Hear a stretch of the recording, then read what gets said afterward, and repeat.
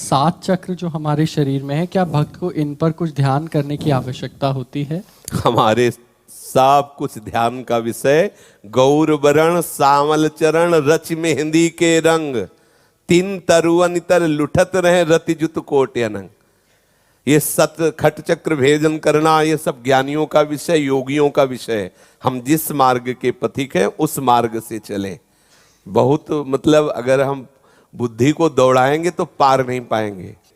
नैष्ठिक ब्रह्मचर्य के समय ये साधना गुरु कृपा से कुछ दिन करने का अवसर मिला कि कुंडलनी जागरण का, अगर कुंडलनी जागरण के समय थोड़ी भी चूक हो गई और उसका मुख नीचे को हो गया तो महान बेविचारी भ्रष्ट हो जाएगा। ये कोई साधारण खेल थोड़ी है। जरा सी चूक हुई कि हालत बिगड़ जाएगी, प्राण वायु बिगड़ी कि हालत बिगड़ जाएगी। काहे को मतलब, और फल क्या है उसका? उसका फल क्या है? अगर संपूर्ण आप चक्रों का भेदन करके ब्रह्मरंध्र का भेदन कर, तो आप मुक्त हो गए। और यहां मोक्ष कड़वी लगती है, ऐसा मासूक है। गौर वरण सावल चरण रच मेहंदी के रंग, तीन तरुअंत लुठत रत जुत कोटिया रंग। भटको मत, राई के सम चलत ही होत और की ओर। हमें सिर्फ प्रिया प्रीतम से मतलब है, अपने से भी नहीं। ये चक्र चुक्र से भी मतलब नहीं है, हमें सिर्फ प्रिया प्रीतम से मतलब है। हमारे मार्ग में मैं का विस्मरण करके प्रिया प्रीतम में तन्मय हो जाना, उनके चिंतन में, उनकी लीला में, उनके गुण में सब अपने आप हो जाता है। जो दिव्यताएं हैं ना, वो अपने आप जागृत हो जाती है। इधर उधर भटके नहीं साधक, नहीं तो बहुत बड़ा जंगल है, फिर निकलना मुश्किल हो जाता है। रूप किशोर शरण जी, महाराज जी, आपने कहा है मुझसे गुरु अपराध बन रहा है कि सुबह नियम के अनुसार 4 बजे उठ नहीं पा रहा हूँ, इसलिए आपके दंड का अधिकारी हूँ और आपसे जल्दी उठने के लिए बल के लिए प्रार्थना। हाँ, अब हम सुबह आके तुम्हें रोज तो उठाएंगे है नहीं, अब उसके लिए आपको ही नियम लेना होगा। और वो ये सब दंड की बात इसमें नहीं है, इसमें हमें व्याकुलता लानी चाहिए कि मतलब 4 बजे उठना कोई आश्चर्य वाली बात थोड़ी। आश्चर्य की बात है 1:30-2 बजे उठना, आश्चर्य है। 11 बजे सोए और 1:30-2 बजे उठ गए, उसमें तो थोड़ा लगता है कि आश्चर्य है। 4 बजे उठना कोई आश्चर्य की बात है? 4 बजे तक तो न जाने कितना भजन हो जाता है साधकों का। एक साधक है 3-3:30 बजे परिक्रमा हो जाती है वृंदावन के, गृहस्थ हैं। अब आप 4 बजे उठने के बाद, ये तो आपको संकोच होना चाहिए, आपको जलन होनी चाहिए कि मैं 4 बजे नहीं उठ पाता। इसके लिए आपको सावधान होना पड़ेगा ना, आपको जलन पैदा करनी पड़ेगी, आपका संकल्प दृढ़ होना चाहिए मुझे 4 बजे उठना है। और ढिलाई नहीं करना चाहिए, ढिलाई करने से बात नहीं बनती, नींद ही नहीं आएगी। अभ्यास हो जाए ना तो फिर नींद नहीं आती। नींद से जो इंद्रियों को पुष्टता मिलती है वो उससे कई गुना बढ़कर पुष्टता भजन से मिल जाती है। पर अभी तक भजन का हमारे अंदर भाव नहीं आया ना, इसलिए ऐसा है। नहीं तो ऐसा भी कई बार होता है कि नींद जैसे नहीं आई और हम तो जैसे शांत बैठे हुए तो इंद्रियों को बल मिल जाएगा, नाम चिंतन से भजन से वो बल मिल जाएगा। वो ऐसा नहीं होगा कि 10 दिन नींद नहीं आई तो आप विक्षिप्त हो जाए, ऐसा नहीं होगा। आनंदमय स्थिति बनी रहेगी और एक नशा चढ़ेगा नाम का। तो थोड़ा समय से थोड़ा और पतले बनने की कोशिश करो, थोड़ा मोटाई बढ़ रही इसलिए नींद आती। इसका भी है, प्राण स्थूल होना, शरीर बहुत मोटा हो जाना, इससे क्या है कि नींद आदि प्रमाद आदि स्थितियां आती है। सुखाओ, कई बार भोजन पाते हो? है? हाँ, तो ब्रह्मचारी भी हो ना, कि संशय है भी नहीं? शर्माओ मत, अपने सब घर के हैं। महाराज जी, मैं कोशिश करता हूँ महाराज जी आपके बल से। नहीं, आपके द्वारा कोई चेष्टा नहीं होनी चाहिए। चेष्टा होना और स्वाभाविक होना, इसमें अंतर है। स्वाभाविक में कोई बंधन नहीं है। जैसे आप सो गए, आपकी कोई ऐसी लीला हो गई, इसलिए बंधन नहीं कि हमारा बंधन है कर्तृत्व और भोक्तत्व भाव। सूक्ष्मता से समझना। अब हमने किया नहीं, संकल्प किया नहीं, कोई चेष्टा की नहीं, कुछ भी हो रहा है तो नाशवान शरीर ही तो ऐसे ही होता रहेगा, सड़ेगा, गलेगा, मरेगा। इसके प्रति नहीं, जो हम इसको लेके कर रहे हैं, इसको लेकर जो आनंद वृत्ति बना रहे हैं, ये हमारे बंधन का कारण। साधक उसमें चिंतित ना हो कि वो सो रहा है कुछ ऐसा, तो उसमें कोई विशेष, क्योंकि हमारा बंधन है कर्तृत्व और भोक्तत्व। आपने किया, उसका सुख लिया, ये बंधन का कारण। इस पर सुधार कर लीजिए और इसको मतलब देख लीजिए जहां आपसे त्रुटि हो रही, और थोड़ा उपवास की तरफ दृष्टि रखिए, कम भोजन पाइए। तो अब बहुत जल्दी ज्यादा शरीर को अपना ना माने, निरपेक्ष, उचित भोजन, उचित वस्त्र, इसके बाद कड़ा शासन। देखो जब पता चल जाए कि ये नौकर भागने वाला है तो मालिक चतुर क्या करता है, उसे डट के काम कराता है, भाग तो जाएगा ही, जितना करवा लो। ऐसे ही जब पता चला कि मरेगा ये छोड़ेगा हमें, अब डट के इससे काम ले लो, खूब रात रात जाग कर खूब भजन, खूब तपस्या, ब्रह्मचर्य, संयम, नियम, काम बन गया, अपना काम बन गया। ये नौकर है, इससे काम बनाना है। लेकिन ये नौकर ऐसा नौकर है, अगर चूक गए तो मालिक को नौकर बना के ये अब हमें फंसाए हुए, नहीं फंसाए, मुझे ये देखना है, मुझे ये छूना है, मुझे सूंघना है, मुझे ये करना है, और जीव पागल बना हुआ परेशान। बादशाह मंत्री की सलाह में फंस करके नौकर बना हुआ है, जीव बादशाह है, भगवान का अंश, चेतन अमल सहज सुखराशि। तो भाई शरीर से थोड़ा दंड बैठक मारो, थोड़ा प्राणायाम व्यायाम करो, ब्रह्मचर्य रहो, भगवान ने आपको अवसर दिया है, खान पान थोड़ा कम करो, थोड़ा सुखाओ, इसको सूखने दो, थोड़ा सूखना चाहिए तभी बात बनेगी है।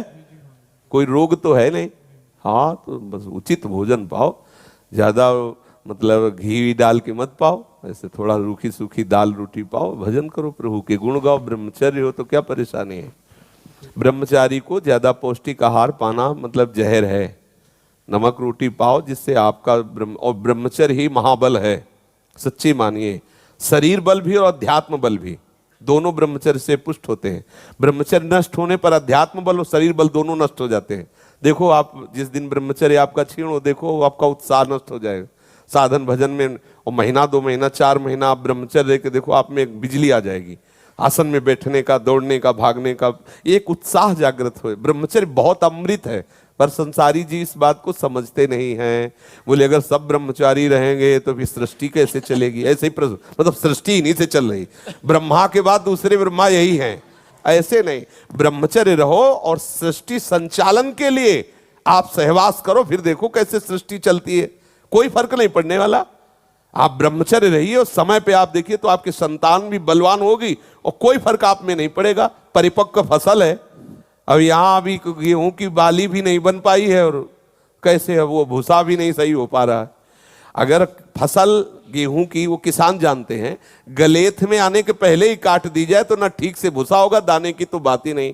तो अपने लोगों का जीवन ऐसे ही हो रहा है कि फसल परिपक्व हो नहीं पा रही और उसको काट देते हो तो वो किसी काम का जीवन नहीं रह जाता है। सावधान रहो। पहला आज के प्रश्न का उत्तर, भोजन पर आप तुरंत शासन कीजिए, थोड़ा भोजन पाइए और व्यायाम, थोड़ा दंड बैठक लगाइए, थोड़ा प्राणायाम की जरूरी है। दुनिया की बात मत मानो, ये भी भजन है। 10, 15, 20 मिनट दंड बैठक लगाइए, इसके बाद 24 घंटे साधन में लगे, ये भजन है। अगर शरीर की तरफ आप थोड़ा ध्यान दे दें तो ये आपको भगवत प्राप्ति, यावत स्वस्थमिदम गृहम कलेवरम, ये जरूरी है। शरीर को मतलब एकदम परमार्थ का पथिक एक बहादुर होता है, कोई साधारण थोड़ी होता है। तो थोड़ा ये भी होना चाहिए कि थोड़ा दंड बैठक मारे, प्राणायाम व्यायाम, आधा घंटा 1 घंटा नाम जप करते हुए करे, 24 घंटे पड़े हुए खूब साधन। और वो मेहनत में नहीं गिना जाता। जैसे प्राणायाम व्यायाम है, लोग समझते हैं कि फिर हमें काम ही तो करना है, नहीं, वो अलग है। चाहे जितना कार्य हो वो एक अलग है दिनचर्या, ये जरूर होनी चाहिए। जो साधक परमार्थ में ब्रह्मचर्य से चलना चाहता है, या जो गृहस्थ सतमार्ग में चलते हुए गृहस्थी धर्म निर्वाह करना, उसे 15-20 मिनट तो व्यायाम प्राणायाम करना ही चाहिए, जरूरी है, जरूरी। इस पर कोई ध्यान नहीं दे रहा है। अरे थोड़ा तो समझ में आना चाहिए कि हाँ भाई आप थोड़ा तो मतलब, चाहे गृहस्थ हो चाहे विरक्त, थोड़ा तो इसमें फिर भजन मार्ग में चलो। देखो ऋषियों को देखो, पहले लगी हुई लंगोटी है, केवल लंगोटी लगी, स्वस्थ शरीर, चाहे जितनी गर्मी सर्दी सब उसे सह रहे। समझना, ऐसे ही सही माने में परमार्थिक साधक को पहले अपने परमाणु बलवान करने चाहिए। और हम ऐसी जगह जहां लगे हैं प्रपंच आदि में, वहां हमारे वो परमाणु हमें बिगड़ने न दें, इतने हम अपने परमाणु बनाएं, इतने हम ऊर्जा शक्ति, इतना हम भजन बल रखे, कोई फर्क नहीं पड़ता, कोई फर्क नहीं। अगर हम कह रहे हैं आप संयमी हो और आपको वैश्यालय में सेवा मिले कि यहां झाड़ू लगाना, यही रहना, यही गेट में खड़े होना, कोई फर्क नहीं पड़ता। आपका लक्ष्य दृढ़ होना चाहिए। इतना कमजोर परमार्थ का साधक नहीं होता कि भाई ये वो प्रपंच, यहां प्रपंच भरा, यहां का खाली कर दो, चाहे जहां चलो, कहीं प्रपंच नहीं। जो रही उत्तम प्रकृति का कर सकत कुसंग, चंदन विष व्यापत नहीं, लपटे रहत भुजंग। पक्का समझो बच्चा, अपने आप को पुष्ट करना है, थोड़ा आगे बढ़ो, भजन करो, संयम से चलो, ब्रह्मचर्य से रहो, ब्रह्मचर्य रहो, अपने आप आपके अंदर परमाणु आ जाएंगे लड़ने के। हर समय उत्साह होता है कि तुम्हें कैसे बता, छाती मतलब जैसे बिजली नहीं दौड़ती ऐसे दौड़ती, कौन सा विषय परास्त कर सकता है। सिंह की तरह हर समय दिल ऐसे धड़कता रहता है, हर बीमारी, हर विकार, हर प्रतिकूलता से लड़ने के लिए उत्साह रहता है। क्यों रहता है? जैसे दंड बैठक मारो, घी दूध पियो, खूब व्यायाम करो, तो तुम्हारा मन होगा, हर आदमी को बलिष्ठ को देख के लगेगा अगर 10 मिनट एकांत में मिले तो अब इससे भिड़ के देखे। अब जब बाजू में बले नहीं है तो हर सगे ऐसे हो गए।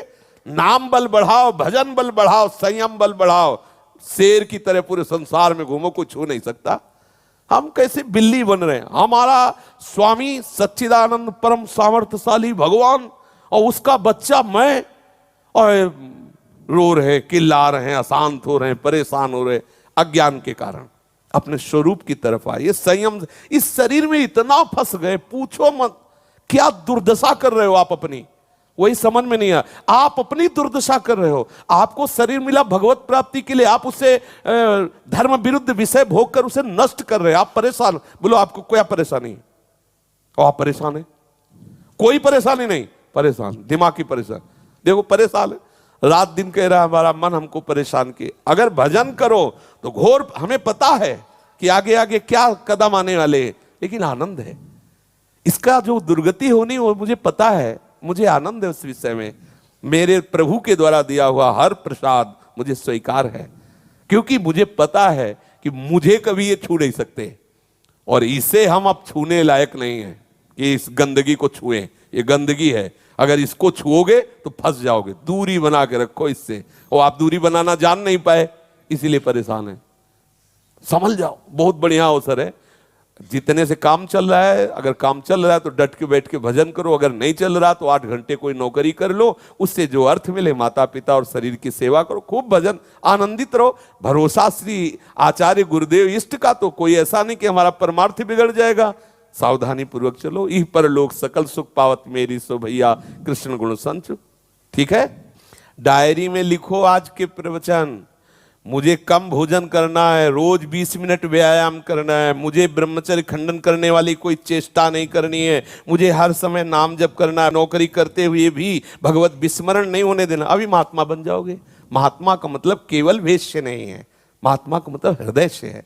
अगर हृदय हमारा प्रभु के चिंतन में है तो हम महात्मा। देखो प्रभु विभीषण जी से कह रहे हैं, महामंत्री हैं विभीषण, रावण के महामंत्री हैं और वैसे भाई भी हैं, कह रहे तुम सारीखे संत प्रिय मोरे, धरऊं देह नहीं आन। विभीषण जी तुम्हारे जैसे संत ही हमें परम प्रिय है, तुम जैसे संतों के कारण ही हम अवतार धारण करते हैं। अब विचार करो, न लाल पहले न पीला पहले, न कोई वैरागी धारण वेश धारण किए हुए महामंत्री हैं, रावण के महामंत्री, रावण के अनुज है, छोटे भाई हैं, लेकिन इतना प्रेम भगवान से कि भगवान कह रहे तुम सारीखे संत प्रिय मोरे। वो हर कोई बन सकता है, भेष से ही थोड़ी मतलब है। आप इस भेष में रहते हुए, आप गृहस्थ में रहते हुए, आप स्त्री या पुरुष जो भी शरीर उसमें रहते हुए आप सर्वतंत्र स्वतंत्र भगवान को अधीन कर सकते हो। बस इतने हम खत्म हो चुके हैं शरीर राग में कि हमारे अंदर उत्साह ही नहीं रह गया। बैठे बैठे प्रिया प्रीतम का जहां चिंतन होना चाहिए था, विषयों का चिंतन, शरीर का चिंतन, थोड़े दिन बाद डिप्रेशन में पहुंच जाएगा, दवाइयां खाएगा, नींद की गोलियां खाएगा,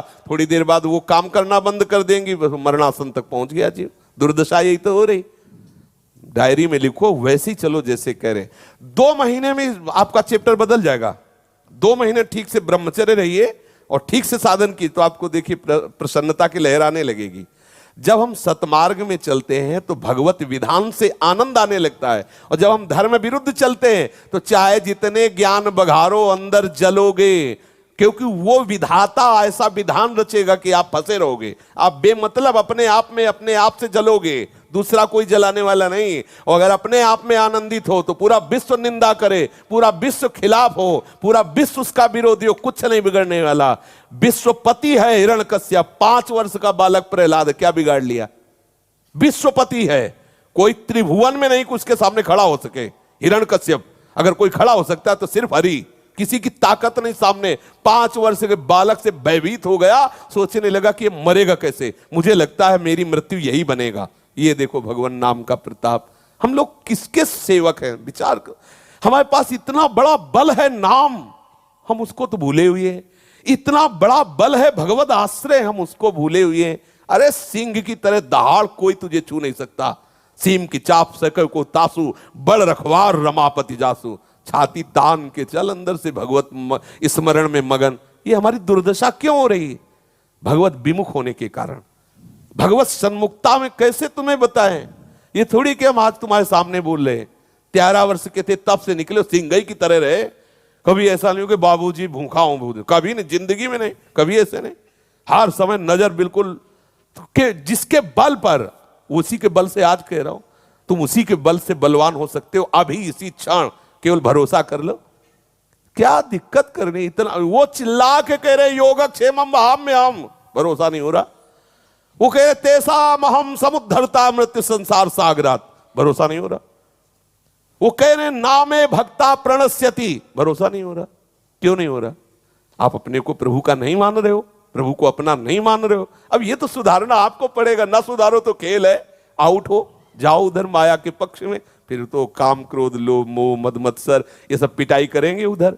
अगर हरि आश्रित हो तो कोई छू नहीं सकता, विश्वास करो। अगर गिर फिर जाओगे तो हरि अपनी गोद में ले लेंगे। नामे भक्ता प्रणश्यति।